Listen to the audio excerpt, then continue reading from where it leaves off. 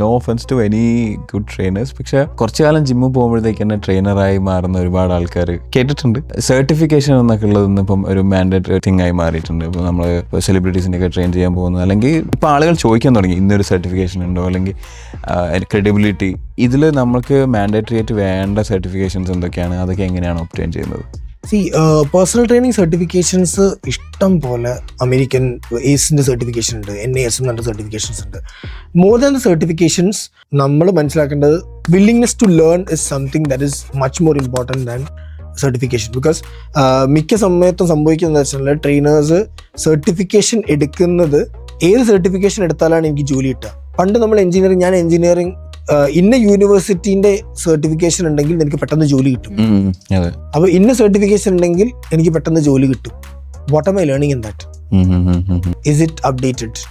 അല്ലെങ്കിൽ ഇതിന് ശേഷം ഞാൻ അപ്ഗ്രേഡ് ചെയ്യാൻ താല്പര്യമുണ്ടോ, അല്ലെങ്കിൽ ഇനിയും ഞാൻ പഠിക്കുന്നുണ്ടോ, ഇനി വർക്ക്ഷോപ്സ് അറ്റൻഡ് ചെയ്യുന്നുണ്ടോ? ഞാൻ ഏറ്റവും കൂടുതൽ ഫോക്കസ് ചെയ്യുന്ന വർക്ക്ഷോപ്സ് അറ്റൻഡ് ചെയ്യാനാണ്. Direct 1-to-1. ബിക്കോസ് ബുക്സ് നമുക്ക് പഠിക്കുന്നതിനെക്കാട്ടിയും കൂടുതൽ നോളജ് നമുക്ക് 1-to-1 സെഷൻസും വർക്ക്ഷോപ്സിലും വളരെയധികം കിട്ടും. Investing your time to learn more makes a huge difference in the future.